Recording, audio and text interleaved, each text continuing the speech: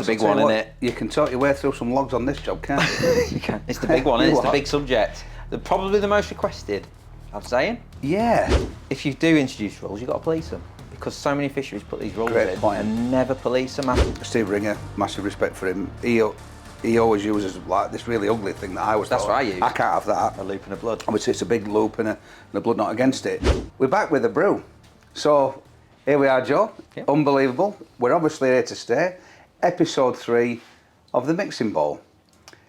I'm joined by Joe Carass. I'm Mick Vials, and we're here to talk about all the topics that you keep wonderfully throwing towards us and you'd like us to debate. Obviously we've got his own opinions and things that we want to talk about, but it is interesting, Joe, how much feedback and how many people want to obviously put forward the debates, and it seems that they're enjoying them. And you know, the comments that you're getting, it's brilliant. I'll tell you what is brilliant, and I said it before. Been sat here next to this because it's freezing again outside. Yeah. It always seems to be a minute in the wagon and horses. It's beautiful, isn't it? But yeah, we're getting so much great feedback. I love it. we are. And people on the bank are actually talking about it as well. I've had 2 people come up with just the other day talk to me about it, which is great, isn't it? Brilliant, because you're getting out fishing, even though the weather's cold and it's January. Fishing, yeah, I've been going fishing. And where are you doing it? I've been going Boddington, doing my little campaign, which is up and down, I'd say, up and down. I'm enjoying it, but it's hard fishing. But it's really enjoyable fishing. Won a few quid on my last match, so it was good. And then, but I've been my best fishing on an evening and an afternoons and like on the river, chasing my chub. That's the river Ooze, great ooze. Great ooze, I fish, yeah. Chasing them big fish. Had a result. We had a 6 pound 8 fish, a few 5 pounders, and then a massive bream that turned up. How big were he? 8 pound one, which I thought was a British record chub when I hooked it, because I've never caught them before. Big drop back, whacked it. Like, oh my god! And it's obviously hanging in the flow, and I'm like, oh yeah, oh this is what I've come for. What I've come for. And it would come up, and I'm like, oh my god, this is a bream, and it like wouldn't go in my landing net. It was that big. I'm like, well, I'm glad you didn't say, oh my god. You went, oh my god. No, it was a nice surprise. Because they've got a bad reputation, haven't they, bream? Especially when you're specimen fishing. But I tell you what, I fished that bit quite a lot on a night, and many a time I've seen them rolling what I assumed were bream, but I've never caught one, which is a surprise really when I'm fishing boilers and stuff. But yeah, I finally got one. What made the difference that time? Why did you catch one, do you think? It's definitely chubber feeding. I never caught a chub that night. So your bait were on the bottom? Probably did. For longer? Yeah, maybe just, you know, I'll tell you what, it's freezing at night. You know, like when you go Worsborough or Barston and you chuck a method out, and if you're not on a carp, or you maybe catch a carp early, you do tend to catch like 3 big bream, don't you? Just randomly. And I think big bream are quite catchable when it's cold, aren't they? Like they do feed still. Yeah, the big. You might only catch one. Big old warriors, and they still feed, don't they? Do you think the carp bully them out, which is why you don't catch one? Yeah. If you catch a carp, you don't catch a bream. On a crap day at Barston, you'll get like 2 pulls off a bream, won't you? Absolutely, every single time. But it's never more. It's never. You know, no, you catch a carp, then you don't catch anything in 20 minutes. Then you catch 3 bream. Then you don't catch anything. Then you catch a carp. Yeah. And even big.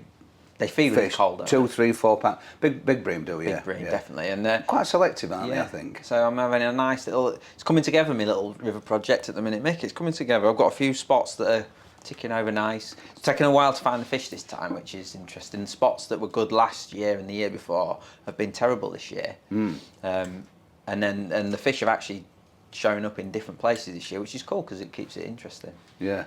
But you've enjoyed the contrast between. But I'm going to say that Boddington is just like specimen fishing because it is.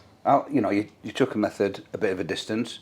You're fishing with heavy tackle. You've got a big rod, big reel. Fishing for big fish at the end big of the day. hook. Because the fish average what? What would you say? What would you call a small one? What would you call a big one? Oh, if you catch an 8 pounder, you're a bit like. So 12 pounds quite common. Very common, yeah. You know, you do catch, especially if you're on the fish, you know, you're on a better peg, you do catch like 18 pounders. So someone had one 28 pound the other week, just big fish. And big fish. You chuck in method feeder, you're sitting, you're waiting. Patient, yeah. Not dissimilar to being specimen fishing, yeah. Chub fishing, yeah. But it's funny because my chub fishing's like not what you'd think. It's very mobile. I'm up and down the river. I'm trying to. If I haven't had a bite in 20 minutes, I tend to be on my bike and move. Yeah, you've said that before. Yeah. So it's quite different actually. I'm really because you get your bite quickly when you're fishing a swim. Yeah, very very rarely have I sat in a swim when I'm doing that kind of fishing and had a result from being patient. It just doesn't happen. Is that because they're resident to certain swims? You're almost dobbing for them, aren't you? You're working the whole river, chucking in every likely looking spot, and eventually you're going to find them, aren't you? Yeah. Dobbing, that's a term that has come from bred commercial fishing. What about you, Mick? What have you been up to? So winter, sort of last 2 or 3 or 4 years has really been about oilcroft for me. So obviously we have the feeder masters, Bait feeder masters, which obviously we've just had the tickets, but we, for the main event, the summer one with the final in September, but we have a winter pairs which were initiated really by myself and Lee Kerry to keep us active through the winter, keep our skills sharp, feeder fishing. It's got a slightly international feel to it. I'm going to say, because there's no methods of anything like that, is it? No, it's traditional feeder fishing. Methods not allowed. So the idea was that, first and foremost, and this will cause a debate, it's bloodworm and jokers allowed. Yeah. But that's what winter fishing at Allcroft sort of centres around. There's a teams of 4 event that's run for 20 years or more at Allcroft, and bloodworm and joker's always been a great bait there, and it's the dominating bait in winter on the silver matches. So in between those, there every fortnight, we slip in and we have 6 rounds, which start in November and finish it in the end of February. And basically, it's feeder fishing, bloodworm and jokers allowed, which is the international style slant to it. And then the only other sort of thing that we bring across is, because you can air rig, which you can't do in the traditional international feeder fishing world championships. You can in the other freestyle. The adjustable spanner spangled. It's freestyle. I can never remember the name of it. Yeah, although it's not really freestyle, but we could talk about that another time. You can't do what you want. You thought you could, but you couldn't. In fact, it's as restrictive as they come. They can fish air rig, but you can't in the traditional. We allow air rigging because there's some carp pegs, and what I mean by that is that some of the corners of some of the lakes, the silverfish don't seem to reside there, but the carp do. Yeah, so carp count as a pound, which is somebody asked me that question recently.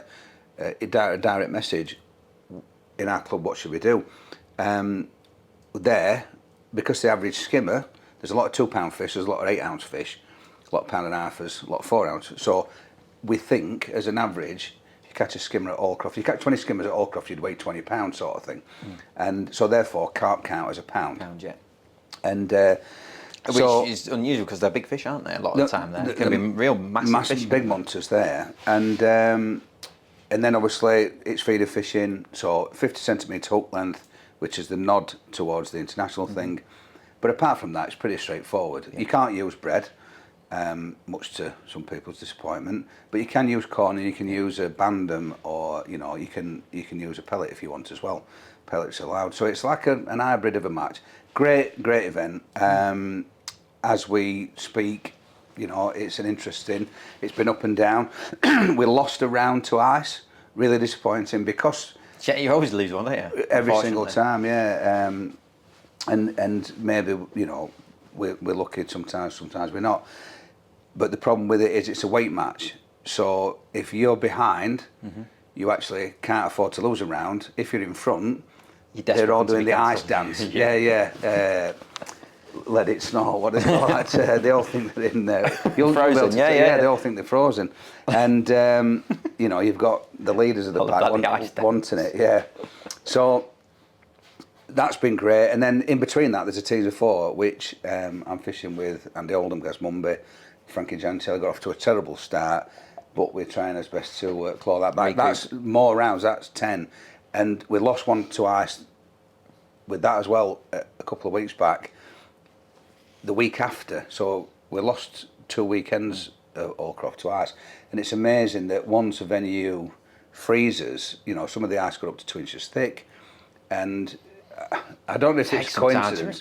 There might be a scientist, I don't know, that there's never any wind around when it freezes, which is why I think it freezes. Yeah. And then therefore there's never any wind around to blow the rain, and there's no rain because there's no, and so it stays frozen, and then the water's so cold, and it does take a while, because I think once you get a cap on a lake, it changes the whole ecosystem. I just remember Roy Marlowe explaining this to me. He's like, ice is nature's like defense system to stop the water getting to below a certain temperature. I see. So I forget I'm paraphrasing, but I'm sure he said the water can't drop below 4 degrees underneath ice, basically. Yeah. Because it like insulates it. The problem is you get them days where it's just melted, and then you get a wind on, and it's one of the rare opportunities where the water can get below 4 degrees because it can't ice because there's too much wind. So you end up getting those really low water temperatures that are even worse than it was when it was frozen. Yeah. The ice is like the protective layer, and I was like, well, that's clever. Because as the Eskimos have proved, there's some fantastic fishing to get through the ice. Yeah. Mad Dogs and Englishmen, type That's some great days through ice. It's not for the faint-hearted. No. Alan Scott on recently put a video out saying he loves breaking the ice. Well, he can come and do mine if he wants. Yeah, I'm not. That's it. If he likes it that much, he can come and do mine. I'm not a fan. Not for any other reason, barring I'm rubbish at it. I don't think I'm tall enough to swing the lead.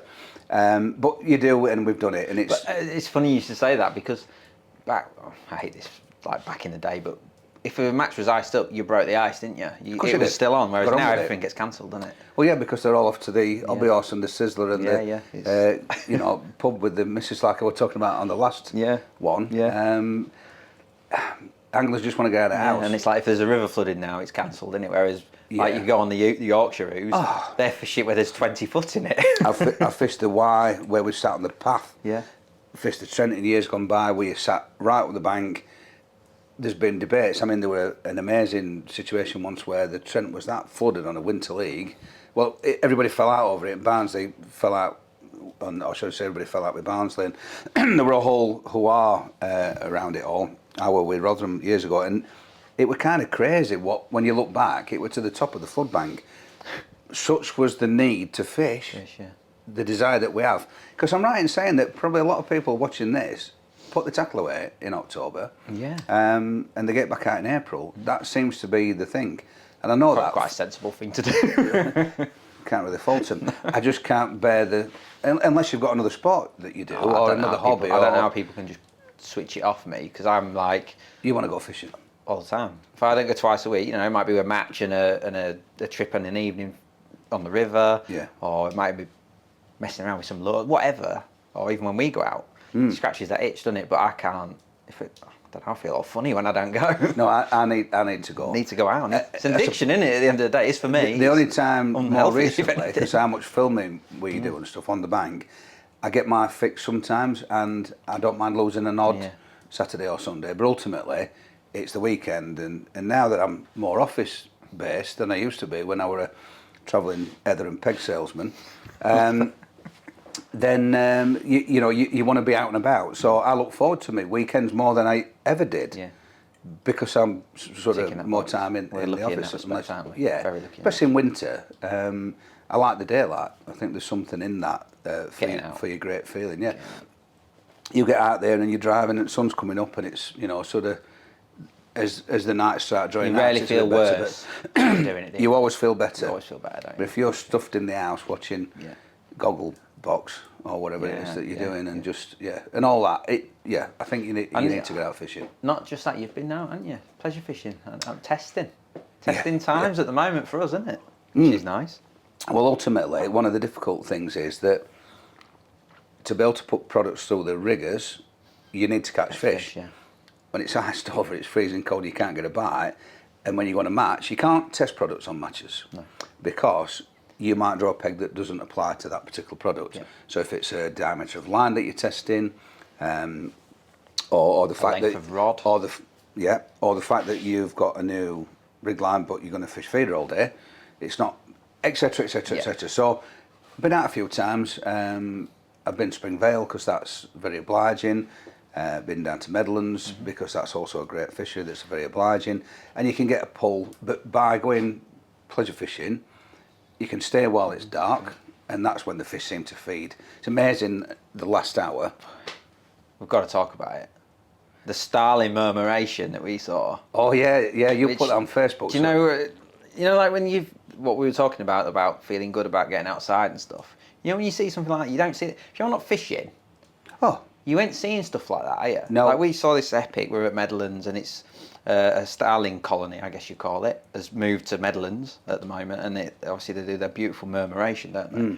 And I think we must have caught it on a good day because my family have been since to see it, and it was good, but it weren't like that. Estimated quantity of... He said 50,000, but there were a lot of birds, weren't there? Hell of a lot of birds. Never seen it like it. There was a lot of birds, Mick went out to open the gate, and they were right above me. Yeah, unfortunately I was 2 cars back and just happened to beat me on. Disturbed them all, and I think you got it all down back at neck, didn't you? But starlings aren't known for the cleanliness, are But they? what a sight that was, wasn't it? We were just stood there for like ages, like, oh my God. And that's what you get by going out fishing. And I think, I seen a kingfisher the other day, which some people have never seen one, which I can't believe, but everybody on here will have seen one because they're fishermen. Yeah. The things that you do see are amazing, aren't they? Yeah. It's fantastic. That was a tangent, wasn't it? But yeah, I had to mention that because that was like... No, wow. you like that. You were like little David Attenborough, weren't you? I love, because my dad's obviously, he keeps birds and pigeons and God knows that, so it's probably bred into me a bit. Yeah, good for gozzers, aren't they, pigeons? Yeah, very good. He's often got me a handful of gozzers. Yeah, Will Freeman's your gozzer man.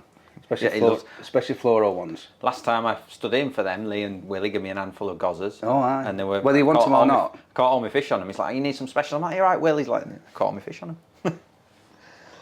Anyway, what are we talking about then?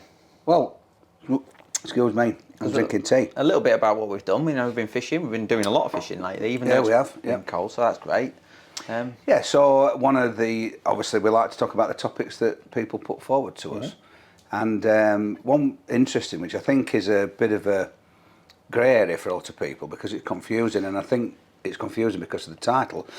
So one chap put forward a question which was quite new to fishing, and I don't understand about shock leaders. And I think that the word shock leader is the wrong term for it. It's a leader, isn't it? And whether you're using it as a shock absorber or whether you're using it as an abrasion resistant leader. People call it like a rubbing leader, don't they? Well, that's not one I've heard, but I'm sure, is that more of a specimen fishing? Specimen fishing, like when the sharks sport did fishing. Yeah. And so it's an interesting thing. So the chap said, when, how, what, where, when do I need one? How far do I need to be casting to use one?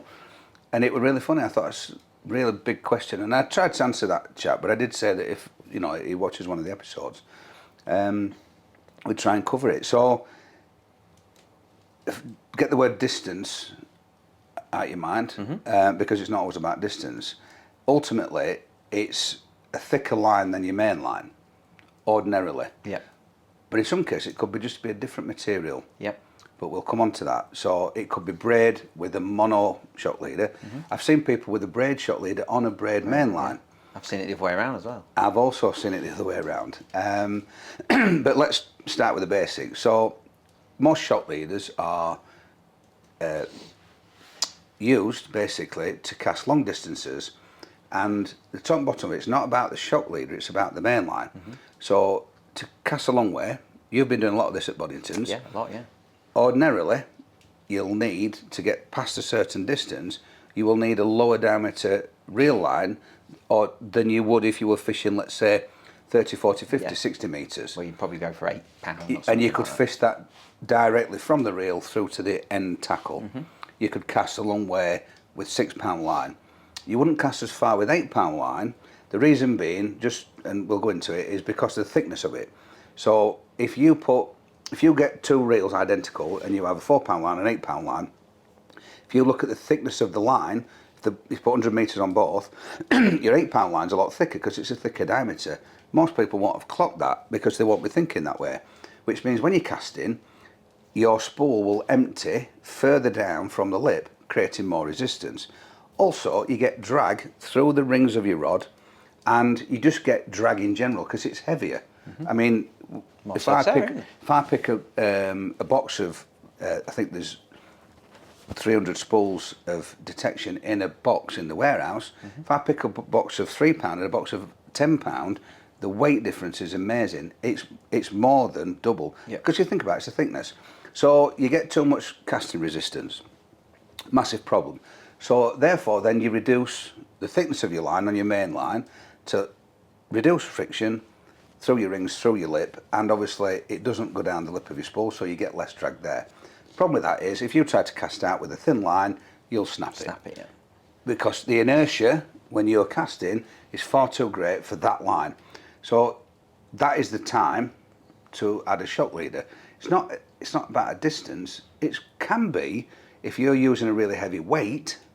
So you could be fishing on a river where you need a lot of lead to anchor the bait in the floor, but you want a thin line to save resistance of the flow against the main line. So a lot of people I know use shock leaders on a river, so they can use a thinner main line.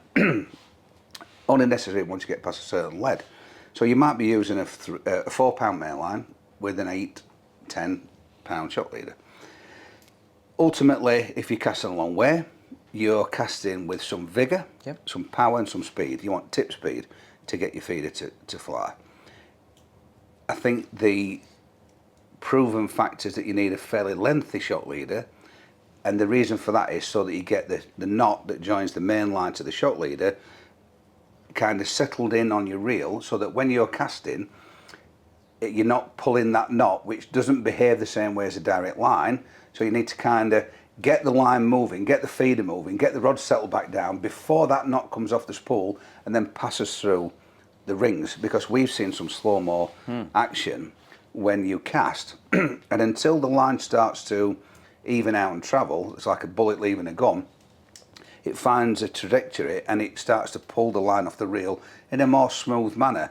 But when you let go and the rod's recoiling, you kind of get this loop, and it's a bit of a delayed effect. So I think it's ordinarily accepted to put your knot to attach the shock leader to the main line a little bit further back in those circumstances. That's interesting, because I've never even thought of that. That's interesting. I've never even heard of that. I read up on it on Wikipedia. No, I did. But I've always just added it onto the reel, for instance, but maybe I'm doing it wrong. I don't know. And I think the more power you want to give it, the more that's got to be, because I think it just acts that little bit that way. And a rule of thumb is, if I were tying a shock leader on for distance fishing, I would tie it on and then I'd wind the shock leader up through my rod, back down and onto my reel. And if I was super, doing that, I would want to do that 5 turns, basically. But you'll get used to it. So the length of your rod, back again, and around your reel. 3 turns is enough if you can make that work for you. But ultimately, you don't want it just on. In my opinion, that is. The other advantage, because ordinarily you're fishing long distances and you're fishing for big fish, because there's no point in trying to catch little fish at 100 metres. No.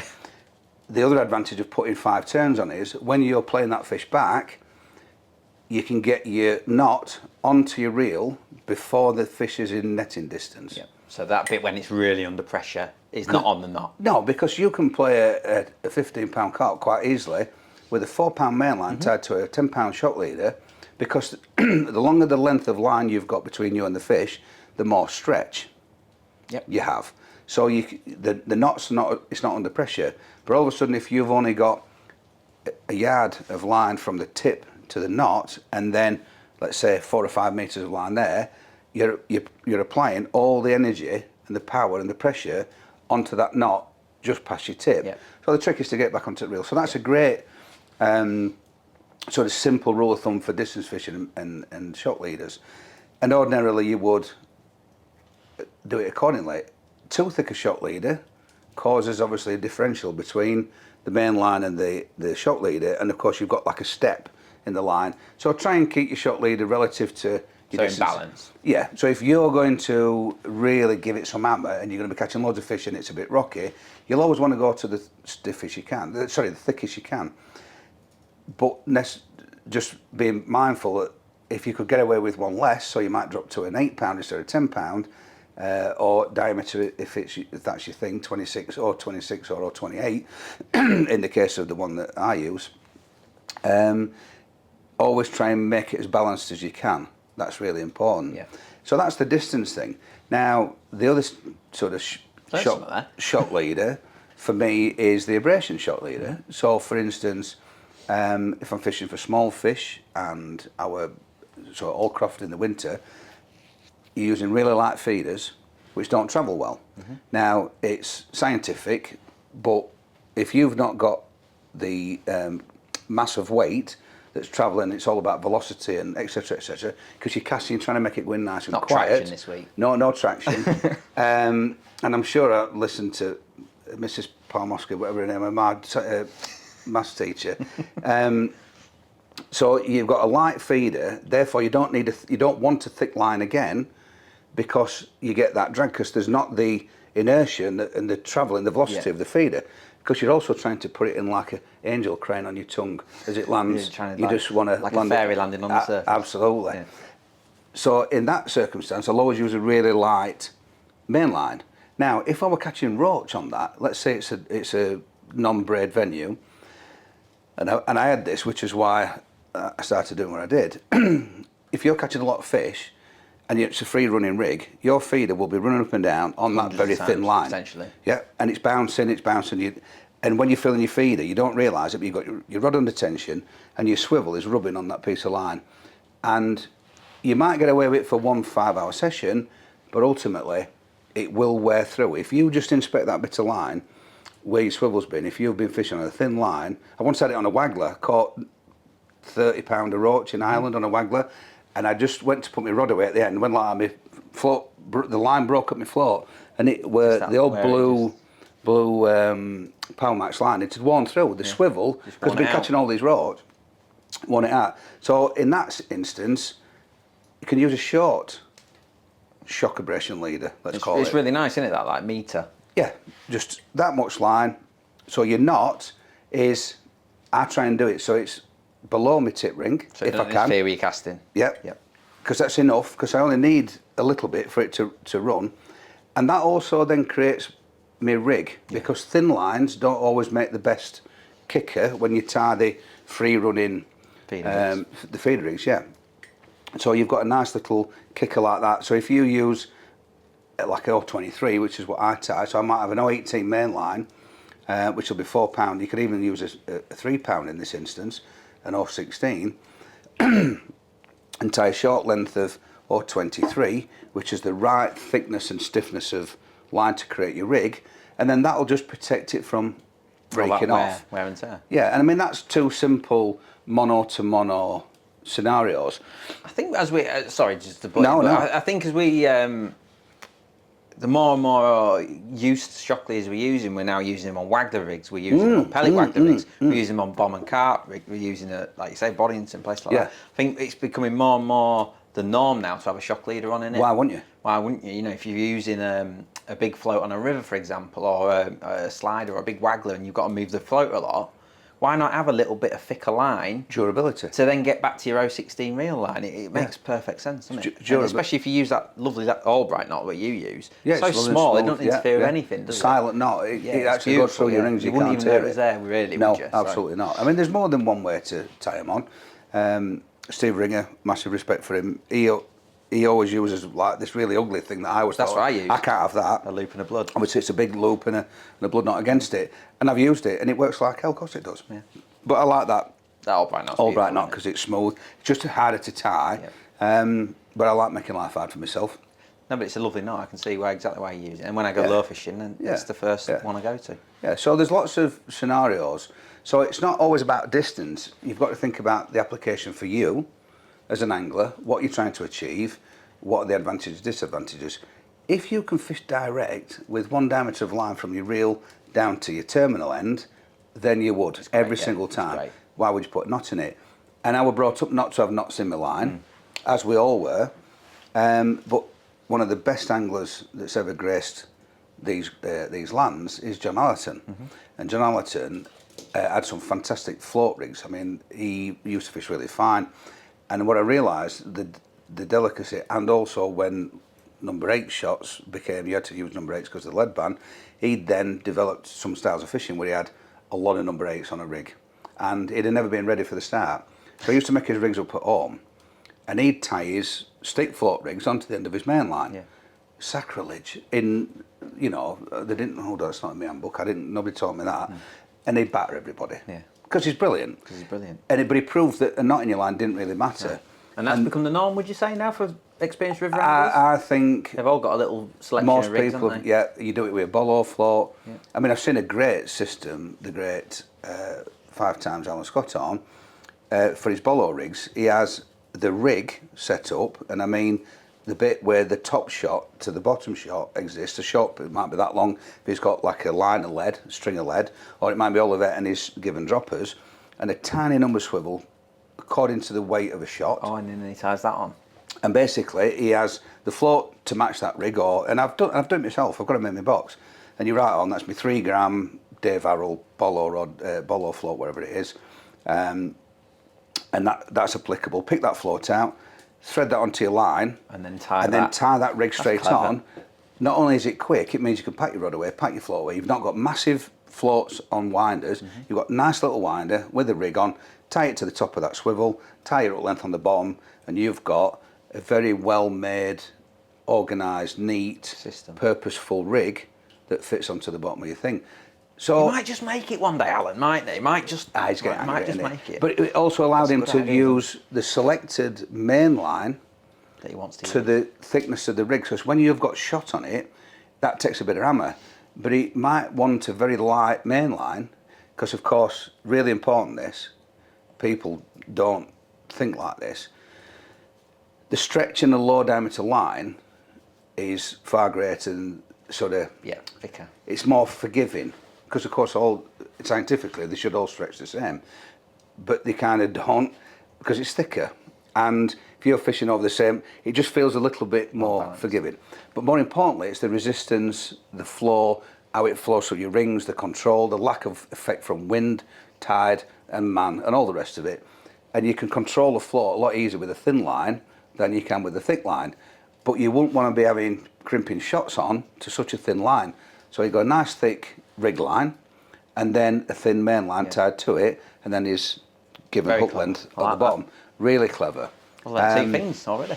It's brilliant, and ready-made. I've seen wagglers are all set up like that, and people aren't frightened of that knot, because the advantages far outweigh the disadvantages, and ultimately just make sure that you know the depth of the place that you go into. So don't tie your rig on 8 foot and then it's 10 foot deep because you can't get your flow over the top of the knot. But that goes without saying, or does it? Because I can imagine somebody filling a tray of rigs. And I think we probably need to do a video actually for everyone watching on like your all right knot, different ways of connecting your main line to your shock leader, showing that setup actually, because I think that's brilliant little segment. Yeah, absolutely. That's great. And just to finish off on the shock leader thing, braid obviously, nylon shock leader is great for that. There's a thing about fishing braid direct. I'm going to say, would you say more the experienced feeder anglers are now fishing braid direct? Because it seems to be very much... I think there's a time and a place. Yep. Because at one time you had to have like a 5 metre shock leader, then your braid, but it seems to have gone... Yeah, everybody's gone like that, but of course, remember this, that's all according to the hook that you can get away with and the rod that you can cast with. Because, without getting too deep, if you need a little hook fished at distance, you need a rod to cast that distance, and that'll be a stiffer rod, which ain't going to sit well with a very braid small direct. Light hook and a braid direct. So if you because there's no stretch. Absolutely, it's too severe. So you need to be able to cast the feeder of your choice with the hook of your choice to a given distance. So your tackle would determine then whether you can get away with braid direct.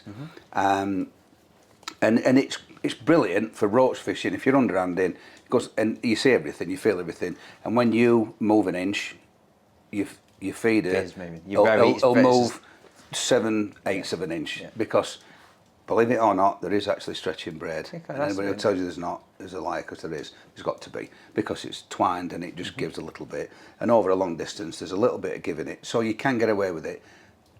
Because it's easy to cast braid direct, you can actually use a softer rod. But that's for you to feel your way through. Ultimately, shock leaders are great. And I've always said this in every fishing video we do. That's what I do. That's what Fred does. That's what Joe does. That's what Lee does.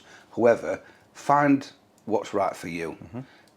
Make it fit you accordingly. And don't feel, well, he said I needed to buy that, and that should work. Because he's not there. The guy that's told you that's not there. Make it fit your fishing, basically. Great point. Great subject. Great subject. Just had a wee break, haven't we, Mick? Fresh top up. Although, if you tell you what, you've been stingy. A bit more fuel in the cup and a little bit more fuel on the fire. It's the big one, isn't it? You can talk your way through some logs on this job, can't you? You can. It's the big one, isn't it? It's the big subject. Probably the most requested, I'm saying. Yeah, I weren't expecting it, that people were so kind of... but I think it's because there is no answers out there for it. So what we're talking about? The close season. Close season. Yeah. I've got real mixed views on the close season. Well, you just took words out of my mouth, actually. I was going to say that... Real mixed views. I'm not as upset and uptight about it as some people, but I like diversity. Yeah. I used to be really uptight about it. Yeah. Because fishing used to stop. And when I was younger, I went off to Ireland and I couldn't drive, so therefore I couldn't get anywhere. And all our fishing was done... On rivers. On rivers. Well, of course, lakes and stuff used to close back then, didn't they? Yes, they did. So we used to holiday on the East Coast, and Lincolnshire, you could fish their ponds. But pond fishing, it weren't really proper fishing. It was pond fishing. Because there were less than 300 anglers on the pond. Yeah. And you caught fish. Yeah, and some cracking rod. But obviously things have changed, and I don't think as many people are passionate about it. But the ones that are super passionate, and it's a massive subject because I don't know the answers to it. And to look at it, isn't there? Yeah, and I've thought about it since obviously it's been put forward, and I don't really know why on earth the situation is where it's at. Do you? No, there's a lot of different things going around in my head. The first one is from a purely work, business related point of view. I think there's a lot of river shops on the banks of rivers, in river towns, really suffer. Great point. Because they lose so much trade now with the winters being so wet as they are. Places like Bewley, Stourport, Hereford and places like that. They lose such a large chunk of their business trade when match time comes around, rivers are flooded, and my heart goes out to those shops that rely so much on that trade. So I do think, from a purely selfish business point of view, I'd love to see it gone. And there's a time, and it's probably about March the 12th, when I'm as an angler and my river fishing's going great, I'd love another few weeks. Just starting to warm up. Just as a purely selfish point of view, I'd love to carry on fishing. You know, I've got the chub where I want them. I'm catching barbel, and I just want that bit more. Because daylight hours are changing. Yeah, we have that horrible spell, don't we? We seem to get every winter floods and stuff, so we lose so much of it. But then there's also a part of me that thinks, well, people aren't going on the rivers when they're open, so why should we open them even more? Like I'll bang on about this every time. Fishing the river every week, rarely see another angler. So if you're not fishing them when they're open, what difference is it going to make when it's closed? Yeah. So 3 different points of view there. Ultimately, I think it's nonsense, if I'm being truthful. Yeah. I think the reasons for it closing are totally nonsense, because I know this year alone, last year, I filmed chub spawning on the river close to July.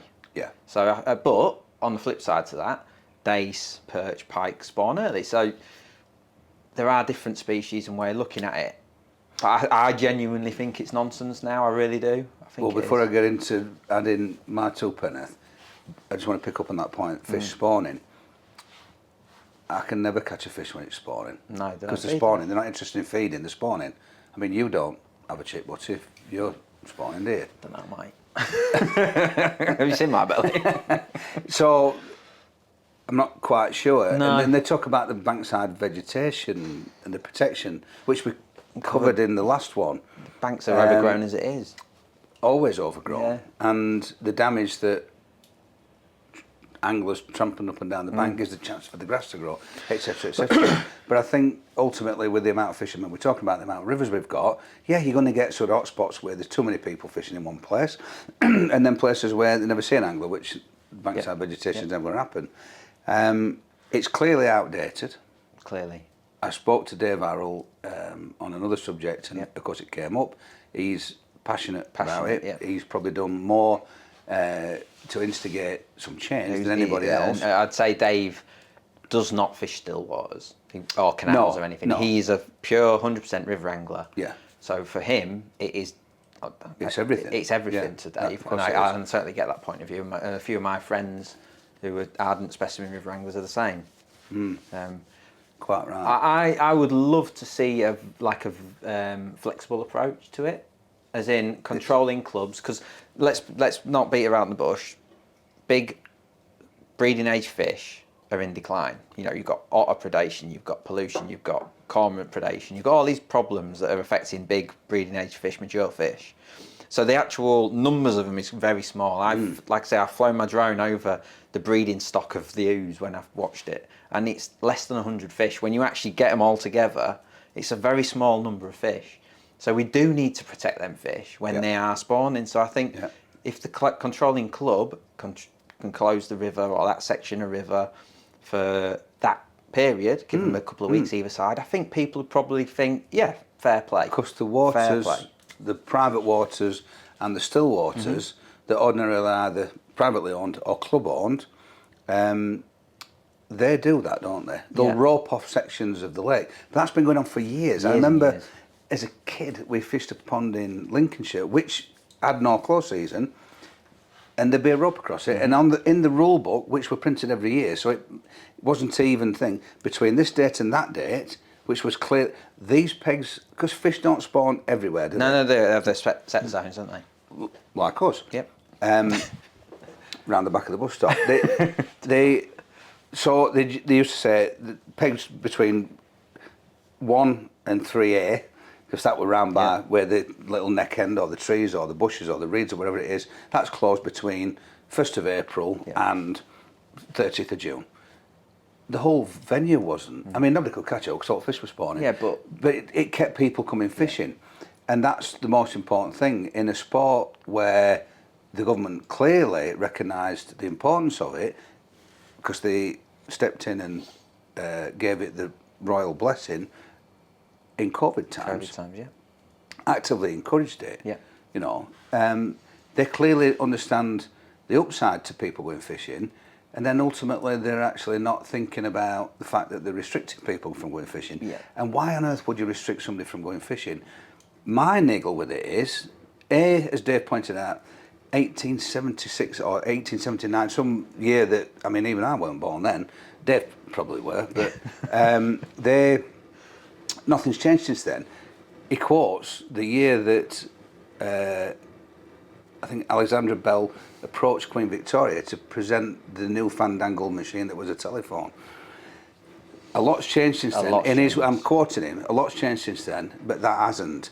The bit that I can't get my head around is, why is my local canal, New Junction, Stainforth Kidby Canal, that system, the one that runs from Sheffield Canal, centre of Sheffield, and it runs into the Don, it links the Don together, Blackburn Meadows, back round, through town, through Sheffield, through Rotherham, through Donny, runs right past where my old premises were, and it would be hard for a fresh face to understand whether that was canal or river, because ultimately it's the navigable Don, and it weaves in and out all the way till it gets to the New Junction Canal, and you've got the little river on the side of it.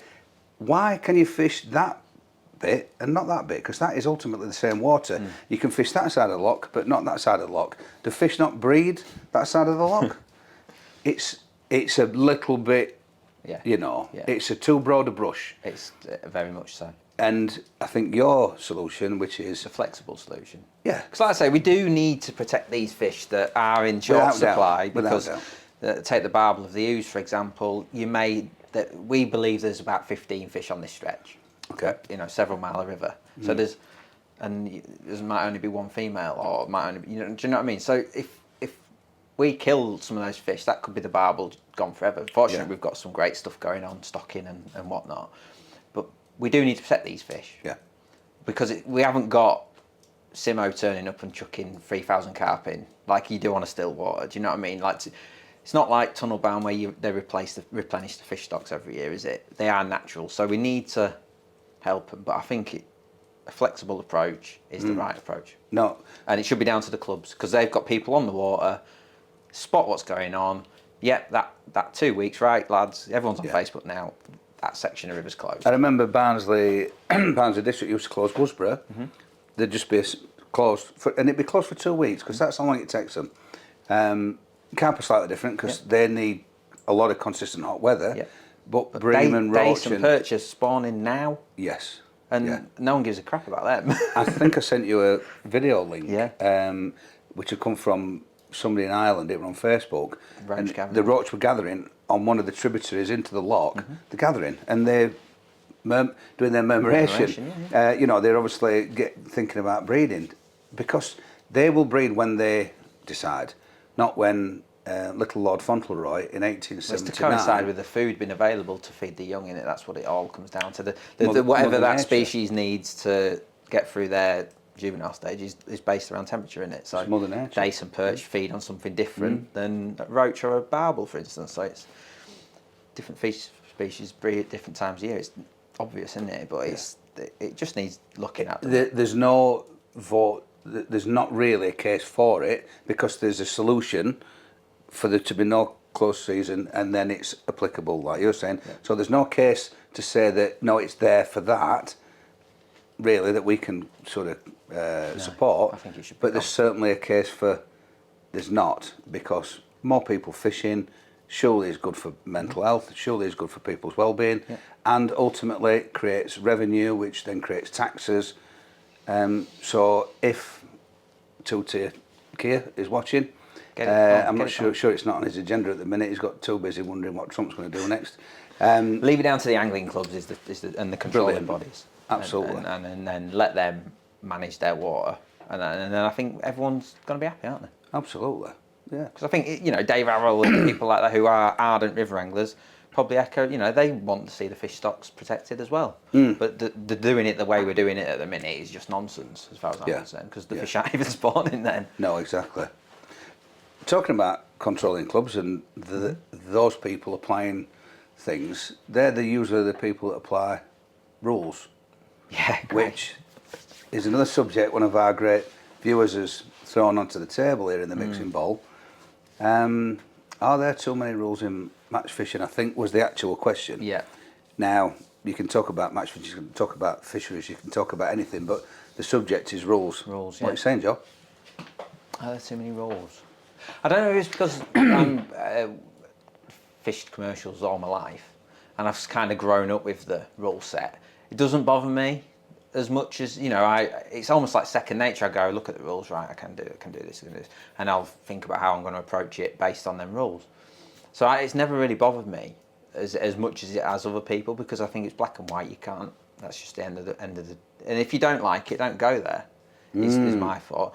Some things bug me, bait limits, things like that, because I think it shoehorns you into a certain direction in terms of bait, like what you can use and amounts you can use, rules out things, tends to lead to more pellet sales rather than actual fish health. I think that's a big thing. That's another subject. I think rules for fish safety I'm all for. Yeah, obviously, goes without rules saying. for fish safety, your free running rigs, net limits, barber hooks, all that sort of stuff is just, go for it. But I think things that stop you catching more fish, I think, is a bit nonsense. I don't. These fisheries stock fish for you to catch, don't they? Yeah. And as long as you're doing that safely, I don't really get what because they're it's trying to achieve there. Would I be right in saying, and this is a very broad brush, there's a lot more rules on commercial fisheries than there is on natural venues. Yeah. I can remember probably rivers and natural venues. The only rules I could ever remember were no tin cans on bank because of the wildlife, no wasp grub, because it were a bit controversial, and people used the argument that it weren't very safe to collect and you had to be an absolute lunatic, although I'd love to have a go at that. And no blood women joker, because it was the stigma of, I don't think people understood it, and that it's polluting water and it would deem as expensive, and when people could scrape their own, or did scrape their own, and other people couldn't buy it because it wasn't readily available, and they were the rules on natural venues. You couldn't rehook a fish to catch a pike, probably something like that, and I can't really think of many more. You could only fish with one rod. But you also can't fish upstream, things like that. Yeah, things that you take for granted. But stage enter left modern times. Don't get me started on overshotting. If you're not banning ledgering, you're not banning overshotting. Yeah, it's so It's just so interesting. I tell you what I think. I actually think that most of the rules are brought about from nucleuses of people who, so birds of a feather flock together, said a great man, and they all want to fish long pole and see who can hold it for longest and strike best and who can make it hit as many bites and that sort of carry off. You go to the next place, it's who can cast the feeder the furthest. Yeah. You go to the next place, it's who can sit there the longest before he gets a bite, who can catch the most small fish, who can catch the lumps. And you can see that. And then you get someone like me turn up with pace down the edge and ruin the little party, don't you? Ruin it. And then all of a sudden, you've spoilt our party. So paste is banned. You can't fish paste, or you can't fish this, or you can't fish that. And I actually think that's what brings these rules about, because... And before you know it, there's a board list long. Then the reason it causes problems to our viewers, in my opinion, is because they go fishing at Bob's Pond, right? And the set of rules at Bob's Pond are you can or can't use a barbed or barbless hook, for instance. Bad example probably, but it's inline feeders or it's not inline feeders, or is a better one. Maximum hook size is a 12. Yep. Okay. He then goes to Fred's Pond. Maximum hook size is a 14. Yeah. Johnny's got all his rigs tied up on 12s, and he's a busy bloke, and he's not really a serious fisherman, and he ain't going to retile his rigs to go to Bob's Pond because they're all ready for Fred's Pond. Yeah. And I think that's what niggles people, and that's similar to the pellet debate, which we'll have another day, because, well, I've got all these that I can't use here. Yeah. I mean, I've got a solution, which I've suggested to many commercial fisheries about pellets for another day. And I'm convinced that the aggravation and the irritation of our people watching and the guys out there is that they've got the gear set for that, and then they go to there and they can't do it. Can't do it, yeah. Yeah. And it just leads to confusion, doesn't it? Absolutely. I saw, everyone knows that I've got a close connection to Shearsby Valley, workplace I spend a lot of my time, and Dan's tried his best to do away with as many fishing rules as possible. Yeah. And I really take me after him. You know, he's started to allow overshotting because he realises that certain people want to fish in certain ways. So why am I penalising them? But playing devil's advocate, he's just brought some rules in about keep net rules. And I'm all for keep net rules. But now he's got rules where you can only have a certain amount of fish if you've got a 2 metre net. You can only have a certain amount of fish if you've got a 2.5 metre net. And I just read it and my heart sank because I thought, you're just confusing it. You're just making it so hard. Yeah. If you want only a £50 net limit, and this is to you, Dan, have a £50 net limit regardless of what net you want. Because or how many nets. Or how many nets. Just put a £50, because I'm so confused. I'm going there and I know the venue well, and I know Dan personally really well, and I'm just so confused, and I'm like, no. It's a problem for match anglers. It's putting me off this. But it's an even bigger problem for pleasure anglers. And who are not as serious and tuned into what's happening. Probably don't even know what net they've got. Imagine if you're a club member, you're fishing for the Star and Garter Inn from... Wagon and Horses, from AC. Exactly. Wagon and Horses. Yeah. Oh yeah, the Nag's Head at Starbeck. And you're going to a club and you've got 10 matches in the club calendar at 10 different places. I think that's where it confuses people. People aren't... So we go to various venues, and I've got my garage is a tackle room. Museum. Which has got tackle to fish just about anywhere on the planet apart from Zambezi. And I can just go around and go in there tomorrow. And I want to spend 2 nights, 3 nights preparing, getting ready. Yeah. But look, Johnny's going on a match and he's in pub night before, and he's going to walk into the garage, pick his tackle up, which basically is contained within the corner of his garage, and it's his tackle. That's his tackle. He's got a box of rigs. He's got elastics. I mean, I've seen it where you can't use this elastic or that size-wise. You can't use a puller kit. You can't do this. You can't do that. And he's like, well, I've only got puller kits. Simplified, sensible rules is the way forward. If you want net limits, have net limits. Fine, but don't have variable net limits based on the length of your keep net. Yeah. If your problem is the length of the keep net, it just made you itch that one, hasn't it? I find it so confusing for people. I think it's just more loopholes. It's more things for the fishery owners stay on top of. And that's another thing. If you do introduce rules, you've got to police them. Because so many fisheries put these rules in and never police them. I've seen bait limits. Again, I've gone back to bait limits. I used to go to certain venues and there'd be a £5 limit, £6 limit. And then well-known sponsored angler would turn up with a gallon. And you're like, well, hang on a minute. I'm in the public eye. If I turn up with a gallon and get caught, I could lose my job, could lose my livelihood. Yeah. He's probably just going to get, oh, don't take the piss. Whereas that, you know, and I think, no, it's got to be a level playing field. So if you've got rules, you've got to enforce them, haven't you? And police them. That's a great point. Unpoliced rules are actually pointless. Pointless. Especially some of the grey area ones where you've got to have this much line between your tip and your float. Your upland's got to be that long. and we talked about feeder masters earlier, the winter pairs. You're allowed, you're actually allowed a 4-inch upland now at Allcroft, but it were always a 30 centimetre, which is a foot in old money. And at feeder masters, we said 50 centimetres, we got that from the international scene. Yeah. But I'll tell you, and this is just throwing something in there to help people if they are thinking about making rules for their club. It's impossible to work out 30 centimetre if it's 20, whereas a 50 centimetre, it's quite clear it's not 30. Yeah.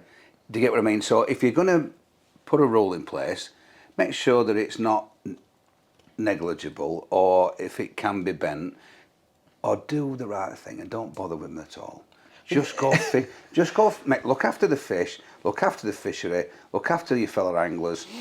Sensible rules. Yeah. That's what we want. And because a lot of people, it falls on the anglers, doesn't it? They're like, oh, if you've got a problem, come and see me. Yeah. But a lot of people don't want to cause a fuss or don't want to upset the mate who might be doing something that they probably shouldn't be doing, but maybe even don't know that they're doing something wrong. They don't want to cause a fuss. They don't want to fall out with the mates, do they? So it's really difficult. Like there's a few times it's something like, oh, sorry mate, you can't do that. And it's like, I don't really want to upset him. No. Well, just do what I do. Go somewhere else. Like I said before, if I come into this pub and they don't serve bitter, we'll go down the road. As it happens, you've got a fine selection. Great selection. Including a nice hand-pulled pheasant plucker, of which he is. So, great subject, Joe. Great subject. Wonderful. Great subject. Rules. And another great chat. Yeah. Here on the I was going to call it a podcast. It's not actually a podcast, it's a pubcast. The Mixing Bowl pubcast style video. Thanks once again for tuning in to us. Please subscribe if you like us. Please subscribe to somebody else if you don't. The choice is yours. But look forward to seeing you on the next episode of The Mixing Bowl. Thanks, everyone.